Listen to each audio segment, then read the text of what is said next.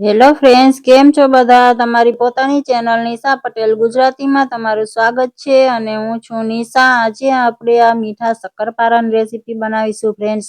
કોઈ પણ તહેવારમાં પણ તમે આને બનાવી શકો છો અથવા ઘરમાં ક્યારેય ગળ્યું ખાવાનું મન થાય તો આ રેસીપી બનાવી શકો છો. એકદમ આ રીતે લેયર્સ ખુલશે અને ખસ્તા એવા શક્કરપારા બનીને તૈયાર થાય છે. તો ચાલો રેસીપીને જોઈ લઈએ.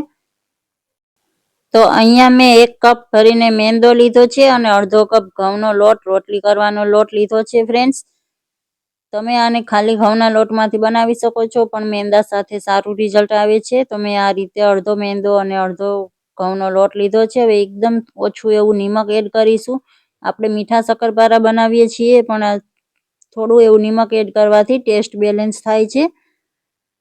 હવે એક વાસણમાં ઘી ગરમ કરવા માટે રાખી દેશું. ફ્રેન્ડ્સ, તમને મારી આ રેસીપી સારી લાગતી હોય તો લાઈક જરૂરથી કરજો. મેં એકદમ ટિપ્સ અને ટ્રિક્સ સાથે પ્રોપર મેજરમેન્ટ સાથે રેસીપી શેર કરી છે અને ક્યાં શું વસ્તુનો પ્રોબ્લેમ્સ આવે છે, શું ધ્યાન રાખવું એ પણ શેર કર્યું છે ફ્રેન્ડ્સ. તો વિડીયોને લાસ્ટ સુધી જરૂરથી જોજો. હવે આપણે આ લોટમાં ગરમ ઘી એડ કરીશું. આ રીતે નાની ચમચીથી મેં 4 ચમચી ઘી પહેલાં એડ કર્યું હતું. ઘીનું મોણ આપવાથી શક્કરપારા એકદમ ખસ્તા બનીને તૈયાર થાય છે ફ્રેન્ડ્સ. તમે તેલનું મોણ પણ દઈ શકો છો અથવા પછી અડધું તેલ અને અડધું ઘી એ રીતે પણ લઈ શકો છો. જરૂર પ્રમાણે વધારે ઘી એડ કરીશું. આપણે એકદમ મુઠ્ઠી પડતું મોણ દેવાનું છે. આપણે 4 ચમચી મેં પહેલાં ઘી એડ કર્યું હતું અને પછી 2 ચમચી ઘી એડ કર્યું હતું. આ રીતે તમે જોઈ શકો છો. આ રીતનું મોણ દઈ દીધું છે. હવે આપણે થોડું થોડું પાણી એડ કરીને લોટ બાંધી લેશું. તો લોટ વધારે પડતો ઢીલો નથી બાંધવાનો ફ્રેન્ડ્સ, નહીં તો શક્કરપારા તળતી વખતે એકદમ પોચા અંદરથી રહી જશે અને કાચા જેવા રહી જશે, પૂરી રીતે શેકાશે નહીં. એટલે આપણે થોડો ટાઈટ પૂરી પરાઠાનો જેવો લોટ બાંધીએ એવો થોડો હાર્ડ લોટ બાંધીને તૈયાર કરીશું. ફ્રેન્ડ્સ, તમે મારી ચેનલને હજુ સુધી સબસ્ક્રાઇબ ન કરી હોય તો પ્લીઝ ચેનલને સબસ્ક્રાઇબ જરૂરથી કરી દેજો અને બેલ આઇકનને પ્રેસ કરી દેજો, જેથી મારી નવી વિડીયોની નોટિફિકેશન તમને મળતી રહે. તો આ રીતે થોડું થોડું પાણી નાખીને લોટ આપણે આ રીતનો હાર્ડ એવો બાંધી લીધો છે, તમે જોઈ શકો છો. હવે ઢાંકીને થોડું 10 થી 15 મિનિટ માટે આપણે રેસ્ટ આપી દઈશું. તો હવે લોટને રાખતા 10 મિનિટ થઈ ગઈ છે. એમાંથી આ રીતે મોટું એક લોયું લઈ લેશું. આપણે એને મસળી લીધું છે અને હવે આ રીતે આપણે એની મોટી એવી રોટલી વણીને તૈયાર કરીશું. વધારે પડતી જાડી નહીં કે વધારે પડતી પતલી નહીં, એવી મીડિયમ આપણે રોટલી વણીશું. આ તમે જોઈ શકો છો. આ રીતે વણી લીધું છે. એજીસ એની ફાટી ગઈ છે તો કોઈ પ્રોબ્લેમ નથી ફ્રેન્ડ્સ. આપણે આ રીતે કિનારીઓને હટાવી દેવાની છે. તો આ રીતે કોઈ પણ કૂકી કટર, પીઝા કટરથી આપણે હટાવી દેશું આપણે કિનારીઓને, જેથી કરીને આપણે શક્કરપારાને શેપ સરસથી આપી શકીએ. તો હવે આ રીતનું સ્ક્વેર થઈ ગયું છે. એના ઉપર જે આપણે ઘી ગરમ કર્યું હતું એમાંથી આપણે ઘી આ રીતે એડ કરીશું. ઘી એડ કરવાથી એકદમ ફ્લેવરફુલ શક્કરપારા બને છે ફ્રેન્ડ્સ અને એકદમ ખસ્તા બનશે, લેયર્સ ખુલશે. હવે ઉપરથી મેં રોટલીનો લોટ આ રીતે એડ કર્યો છે. થોડો થોડો છાંટી દેશું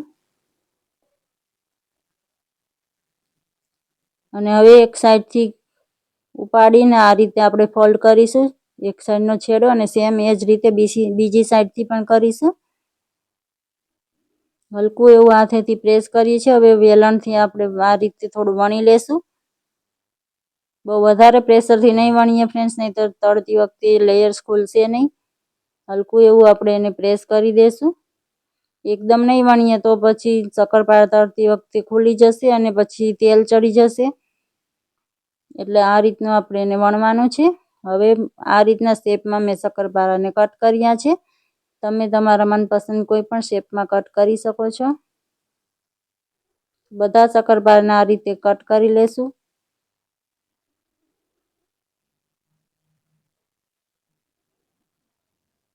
આ રીતે તમે જોઈ શકો છો, એકદમ લેયર્સ ખુલ્યા છે. હવે આપણે શક્કરપારાને તળવાના છે. તો તેલ ગરમ કરવા મેં રાખી દીધું છે. શક્કરપારા તળવા માટે આપણે વધારે પડતું તેલ ગરમ નથી કરવાનું ફ્રેન્ડ્સ.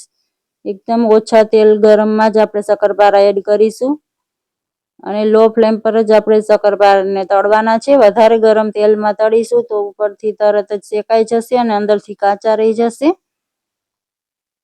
આ રીતે એકદમ ધીમા તાપે આપણે તળીશું, જેથી કરીને શક્કરપારા અંદર સુધી કૂક થઈ જાય. આ રીતે છૂટા છૂટા કરી લેશું. આમ તો શક્કરપારા ચોટશે નહીં ફ્રેન્ડ્સ, પણ હલકું એવું આ રીતે આપણે કરી લેશું. લો ફ્લેમ પર થવા દેશું. એક બેચને શેકાવામાં 4 થી 5 મિનિટનો ટાઈમ લાગે છે. આ રીતે ઉપર આવી ગયા છે શક્કરપારા અને લેયર્સ ખુલવા લાગી છે, તમે જોઈ શકો છો. બદામી કલરના એકદમ ગોલ્ડન કલર આવે ત્યાં સુધી આપણે ફ્રાય કરી લેશું. તો આ રીતનો કલર આવી ગયો છે, તમે જોઈ શકો છો. હવે આને એક બેચને કાઢી લેશું અને સેમ એ જ રીતે બધા શક્કરપારા તળીને તૈયાર કરી લેશું. તો આ આપણે તળાઈ ગયા છે. હવે આપણે એને મીઠા કરવા માટે ચાસણી લેશું. તો એના માટે ગેસ પર મેં પેન રાખી દીધું છે. એમાં 1 કપથી થોડી ઓછી એવી 1/2 કપ જેટલી મેં ખાંડ લીધી હતી ફ્રેન્ડ્સ, પણ તમે અડધો કપ જ ખાંડ લેજો. મારે ખાંડ થોડી એક્સ્ટ્રા થઈ ગઈ હતી ફ્રેન્ડ્સ. અડધો કપ મેં આમાં પાણી એડ કર્યું છે. ફ્રેન્ડ્સ, મારી જેવી રેસીપી બની હતી એ બધી મેં તમારી સાથે શેર કરી છે. શું શું પ્રોબ્લેમ આવ્યો હતો અને શું શું ધ્યાન રાખવું એ પણ મેં તમારી સાથે શેર કર્યું છે. હવે આપણે આ ખાંડ ઓગળી જાય ત્યાં સુધી આ રીતે મિક્સ કરશું. ગેસની ફ્લેમને મેં હાઈ જ રાખી છે, જેથી જલ્દીથી ગરમ થઈ જાય. આ રીતે ખાંડ ઓગળવા લાગી છે. આપણે આની એકદમ વધારે કડક ચાસણી લેવાની છે ફ્રેન્ડ્સ. આ તમે જોઈ શકો છો, આ રીતે ડ્રોપ પડે છે. અને આ કોઈ પ્લેટમાં નાખીએ તો આ રીતે હોલ્ડ કરે છે, એકદમ ફેલાઈ નથી જતું એવી આપણે ચાસણી કરી છે. હજુ 1 મિનિટ થવા દઈશું. હવે તમે ફ્રેન્ડ્સ એક નવી ટિપ્સ આપું તમને, કે આ રીતની જો વધારે ચાસણી હોય તો તમે આ સ્ટેજ પર ચાસણીને થોડી 2-3 ચમચી ચાસણી બીજી વાટકીમાં અલગ કાઢી શકો છો, જેથી કરીને જરૂર જણાય તો એ ચાસણી તમે એડ કરી શકો છો. મેં આમાં 2 ચમચી ઘી એડ કર્યું છે, જેથી કરીને શક્કરપારા આપણા એકદમ છૂટા છૂટા બનીને તૈયાર થાય ફ્રેન્ડ્સ. આ રીતે ઘીને મિક્સ કરી દીધું. હવે આપણે તરત જ શક્કરપારાને એડ કરી દઈશું. થોડી વાર ચલાવતા રહીશું. ચાસણી વધારે પતલી હશે થઈ જશે ફ્રેન્ડ્સ, તો શક્કરપારા એડ કર્યા પછી શક્કરપારા ક્રિસ્પી નહીં થાય, એકદમ નરમ પડી જશે.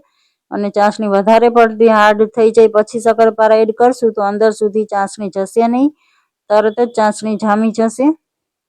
આ રીતે થોડી હજી લિક્વિડ ચાસણી હોય ત્યાં જ આપણે એમાં શક્કરપારા એડ કરી દેવાના છે અને 2 થી 3 મિનિટમાં જ જામવા લાગશે અને આ રીતે છૂટા છૂટા બની જશે.